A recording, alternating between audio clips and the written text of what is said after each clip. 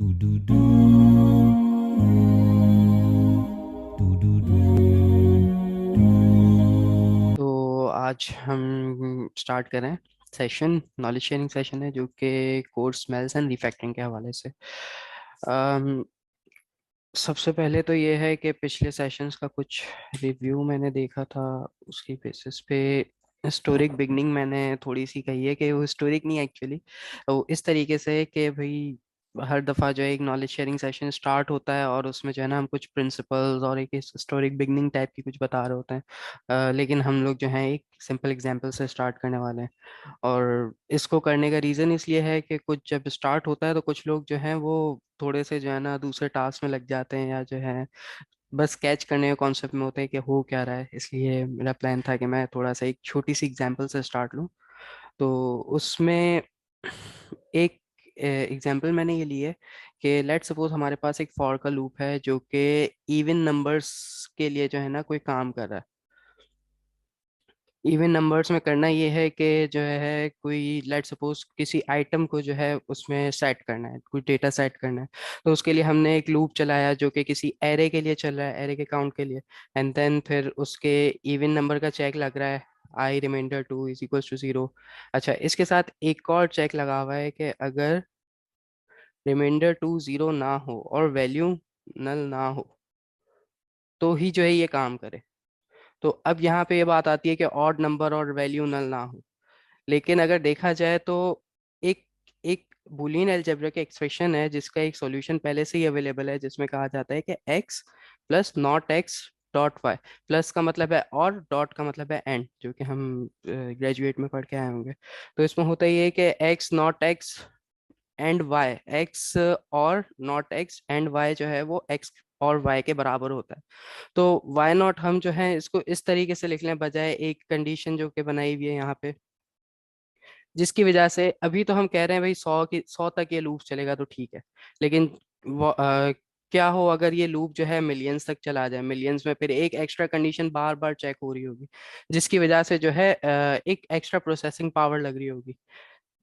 इससे थोड़ा सा परफॉर्मेंस में इफेक्ट आ ही जाता है। तो इसको एक तरीके से मैंने यहाँ पे थोड़ा सा टैकल करने की है कि इस तरह की चीज़ें जो हैं हमें इस सेशन में देखनी है। तो कोड स्मेल्स क्या होता है एक्चुअली? ये बग्स और कोई एरर नहीं होते प्रोग्राम के अंदर, बल्कि ये एक ऐसी चीज है कि जिसके साथ साथ कोड सही चल रहा है, लेकिन वक्त के साथ साथ जो है उसमें चेंजेस, इश्यूज फील होना शुरू होते हैं।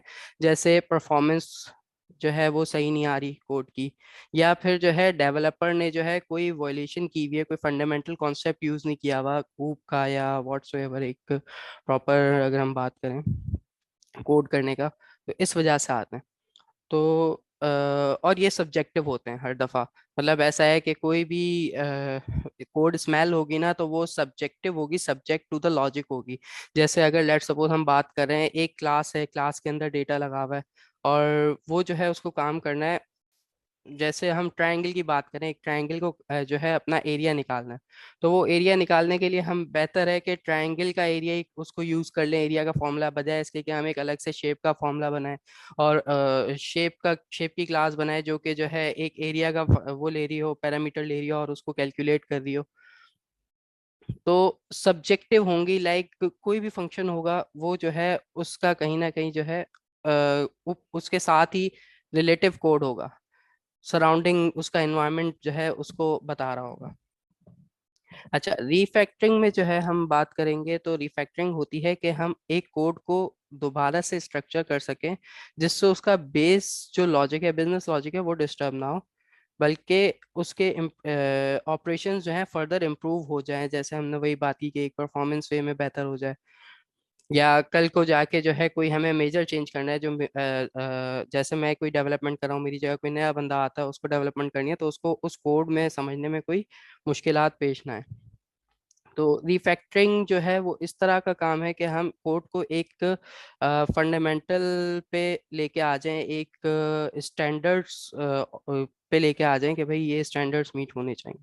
तो ये हर दफ़ा एक रिव्यूअर का काम होता है। रिव्यूअर जो है एक दफ़ा कोड रिव्यू करता है एंड देन रिफैक्टरिंग का प्रोसेस शुरू होता है उसके बाद, अगर उसको नीड है तो ये रिफैक्टरिंग होती है।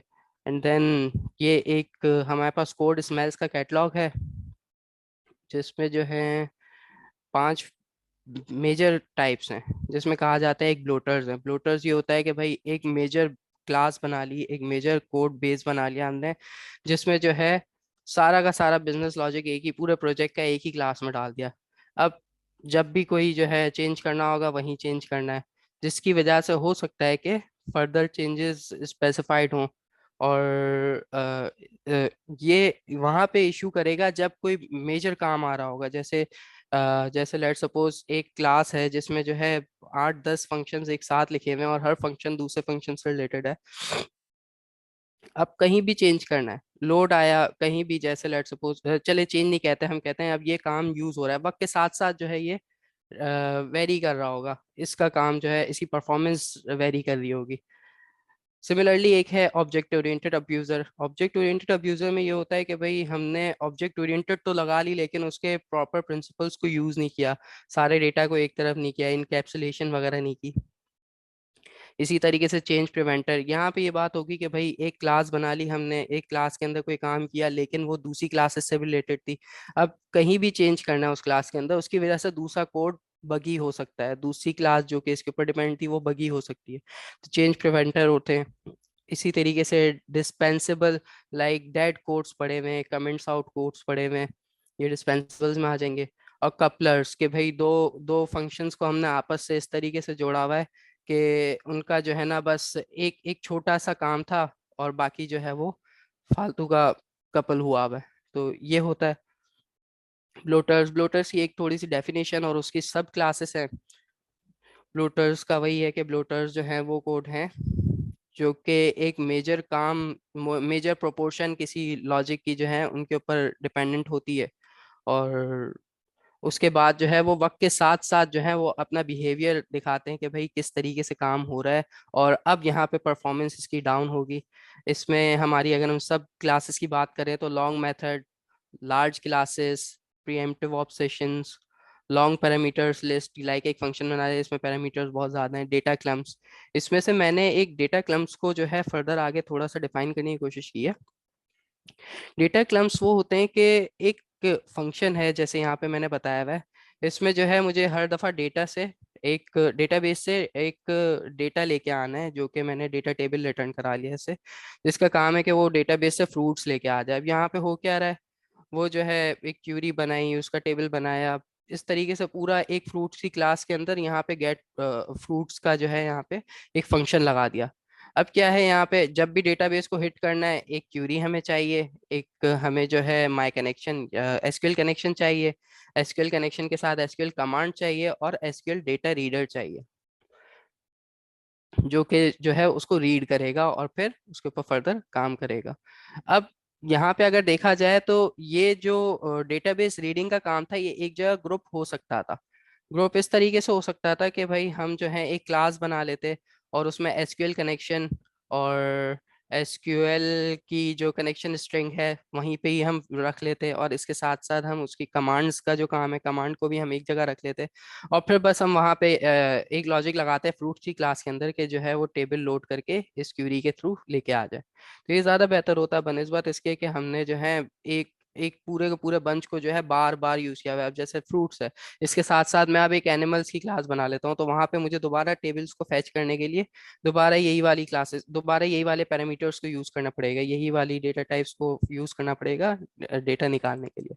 तो ये इस तरीके से है कि एक ग्रुप ऑफ डेटा जो है इनको साथ साथ जगह जगह यूज किया हुआ है, बजाय इसके कि हम एक ही जगह उसको बना लेते ग्रुप को और उनको साथ रख लेते। अच्छा, इनका एक और वजह भी ये होती है कि कहीं एक ऐसी टाइप है जो कि डेटा क्लम्प है, जैसे लेट सपोज मैंने कहा यहाँ पे डेटा टेबल है, अब हर जगह डेटा टेबल तो साथ नहीं आना था, कहीं हमने कहा भाई हमें पूरा एरे चाहिए, डेटा टेबल नहीं चाहिए।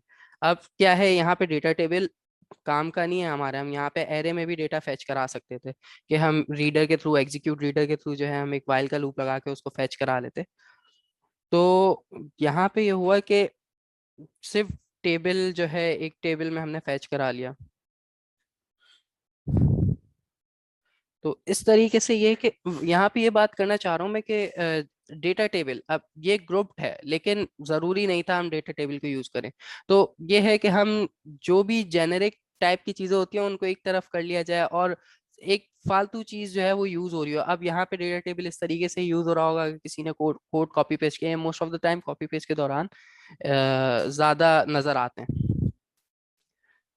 ऑब्जेक्ट ओरिएंटेड अब्यूजर्स में यही होता है कि एक एप्लीकेशन तो बनाई गई लेकिन उसमें जो है ऑब्जेक्ट ओरिएंटेड प्रिंसिपल्स को सही से यूज नहीं किया गया हो। तो इसमें है alternative classes with different interfaces, refused request, switch statements, temporary fields. इसमें मैंने यूज किया रिफ्यूज्ड रिक्वेस्ट को थोड़ा सा डिफाइन करने के लिए। रिफ्यूज्ड रिक्वेस्ट में होता ये है कि हमने दो क्लासेस जो कि समवॉट सिमिलर थी उनको एक पेरेंट क्लास से रिलेट कर दिया। अब मसला ये हुआ, पेरेंट क्लास से रिलेट तो कर दिया लेकिन उस पेरेंट क्लास के कुछ फंक्शंस दूसरी क्लास में जाहिर है जो चाइल्ड क्लास थी उसकी दूसरी क्लास में किसी काम के नहीं। जैसे यहाँ पे अगर एक एग्जांपल देखें तो एक एनिमल क्लास है। एनिमल की क्लास डॉग के साथ चलो समझ आती है कि डॉग की एक क्लास है जिसके लेग्स का एक फंक्शन कॉल हो रहा है। लेकिन अब एक चेयर को मैंने उसके साथ लिंक कर दिया, जबकि चेयर के लेग्स हैं, ठीक है चेयर के लेग्स होते हैं, लेकिन अब इसका अगर हम बात करें एनिमल की हैबिटेट होती है तो चेयर की तो कोई हैबिटेट नहीं होगी। तो यहाँ पे जो है वो एक्सेप्शन दे देंगे इस तरीके से जो भी उसके एनिमल की क्लास के अंदर जो भी यूज हो रहे होंगे। तो ये कि एक यहाँ पे इस रिफ्यूज रिक्वेस्ट में होता है ये कि कोई एक ऐसी क्लास जो कि सिमिलर समवॉट सिमिलर थी उसको उसके रिलेशन इनहेरिटेंस में ले लिया। इसी तरीके से चेंज प्रिवेंटर्स एक कैटलॉग है कोड स्मेल की, जिसमें जो है divergent change, parallel inheritance hierarchy, shotgun surgery. Actually इसमें होता है क्या है, ये वही बात थी अभी मैंने आपको जब इमेजेस दिखाई थी उसमें ये था कि कहीं भी एक जगह चेंज करना है तो वो एक साथ हमें हजारों जगह चेंज करना पड़ेगा, अदरवाइज वो जो है कोड बगी हो जाएगा, कोड में एरर्स आ जाएंगे। यहाँ पे मैंने एक इसकी टाइप को कवर किया है शॉटगन सर्जरी। शॉटगन सर्जरी में होता ये है कि हमें अब एक जगह चेंज करना है। अब वो चेंज मुझे हर जगह चेंज करना पड़ेगा। जैसे यहाँ पे मैंने एक एग्जांपल दी है, मेरा एक HTML का कोड है जिसमें हो ये रहा है कि जो है ना एक फाइल होगी जो कि फाइल जो है वो इनपुट लेगा, और अगर वो फाइल है तो उसके साथ डाउनलोड का ऑप्शन भी दे देगा। ये कह लें एक HTML का टेम्पलेट है, अभी इसको छोड़ दे, इसकी डिटेल में नहीं जाते। तो अब ये HTML का टेम्पलेट अगर मैंने एक जगह यूज किया डॉक्यूमेंट अपलोड के लिए, तो और यही चीज मैंने 10 जगह अगर यूज कर ली तो मुझे हर जगह जाके इसको फिर चेंज करना पड़ेगा।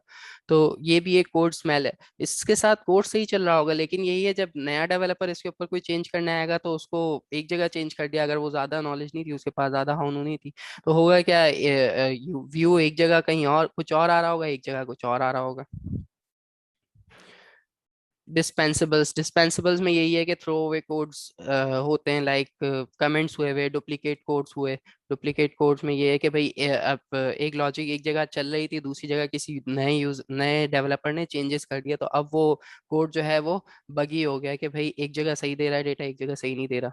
इसी तरीके से डेटा क्लास डेट कोड ऐसा है कि भाई कहीं फालतू का कोड रखा हुआ है, कहीं यूज होना था लेकिन हुआ नहीं। जैसे हम लोग जो डेवलपर्स यूज करते हैं, मैंने एक अपनी जो है एक हेल्पर क्लास टाइप की बना ली जिसको मैं तकरीबन जब भी नया प्रोजेक्ट आएगा उसमें यूज करूंगा, लेकिन उसमें से फालतू फंक्शंस को हटाना भूल गया।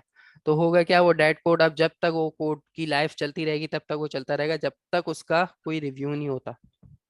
इसी तरीके से लेजी क्लास, जिसमें जो है सिर्फ एक छोटा सा काम हुआ हुआ है, तो बजाय इसके कि एक लेजी क्लास बनाए हम, जैसे लेट सपोज हमने कह दिया कि भाई एक स्टैटिक सी क्लास बना दी जिसमें जो है कुछ स्टैटिक फील्ड्स थी। अब कुछ भी नहीं, दो स्टैटिक फील्ड्स थी, तो बेहतर था कि उनको उनकी रिलेटेड क्लास में रखा जाए बजाय इसके कि एक लेजी क्लास स्टैटिक की क्लास बना के उसमें डाल दिया। कपलर्स वो कैटलॉग है जहाँ पे जो है हम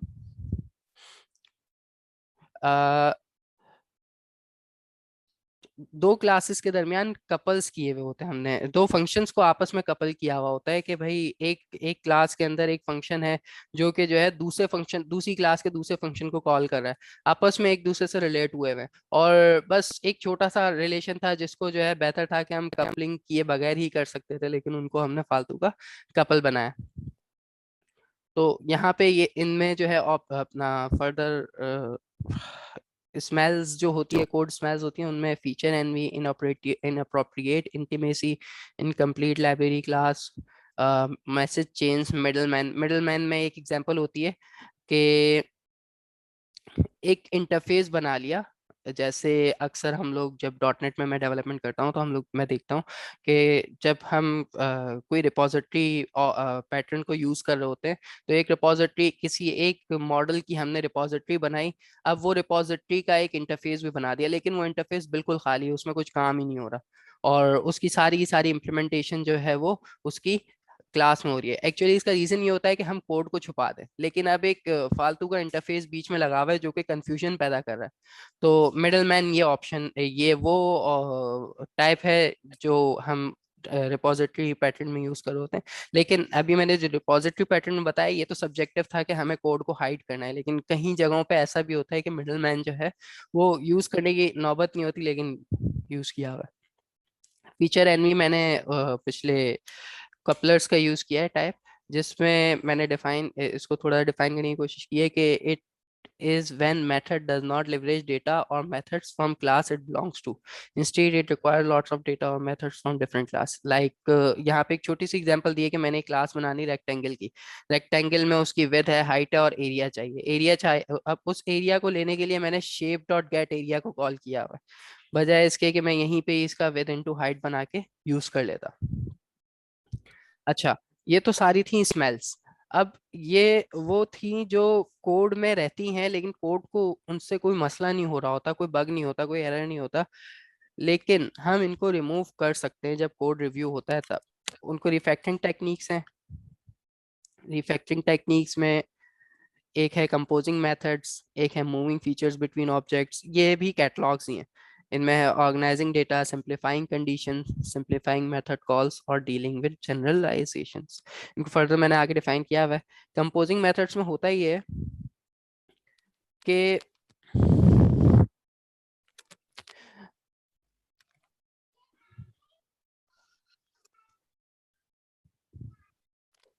हेलो, आवाज आ रही है? मुझे शायद थोड़ा सा साउंड आ रहा है, माइक को अगर क्लोज कर लें। जी आ रही है आवाज। ठीक।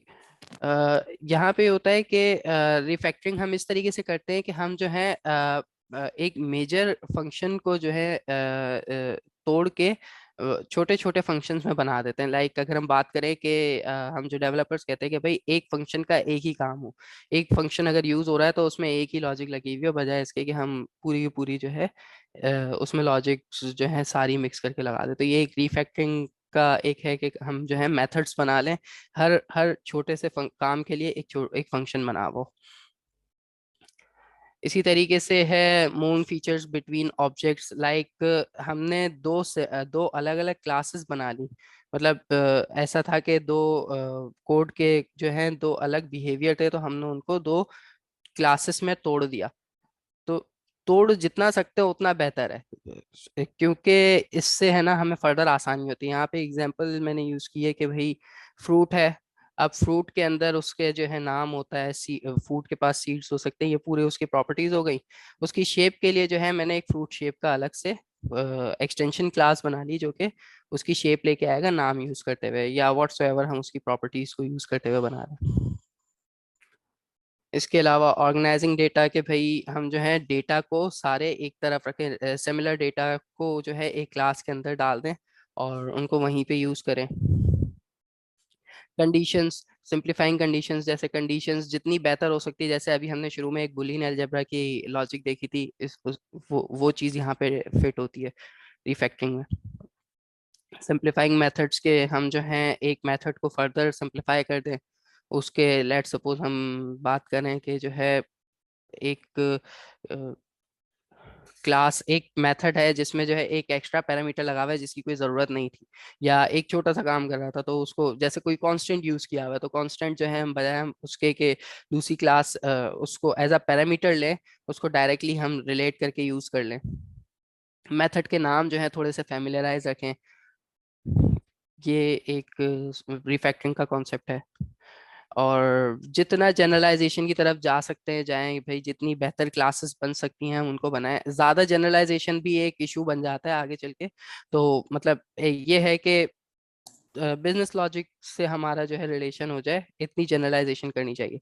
एक चीज और होती है इसमें कि कोड कितनी दफा एडिट होगा या आगे चल के फर्दर एडिट होना है या कितने टाइम तक यूज होना है। अगर लेट सपोज हम बात करें कि एक छोटा सा कोड है जिसको आगे जो है फर्दर ज़्यादा रिफाइन नहीं होना, ज़्यादा डेवलपमेंट नहीं होनी, तो फिर उसमें ये कोड रिफैक्टरिंग का इतना इन्वॉल्वमेंट नहीं होती और वहाँ पे जो है इतने इश्यूज नहीं आते, बनिस्बत इसके कि हम जो है एक बड़े प्रोजेक्ट के ऊपर काम कर रहे हैं और वहाँ पे हम जो है एक इधर उधर से कोड उठा के कॉपी पेस्ट करके उसके ऊपर काम करें। ये रेफरेंसेस हैं जो कि मैंने यूज़ किए थे इस प्रेजेंटेशन के लिए, और एक बुक यूज़ की थी रिफैक्टरिंग की, जो कि मार्टिन फ्लावर एंड बैक के जो उनके कंट्रीब्यूटर उनके साथ की। Thank you.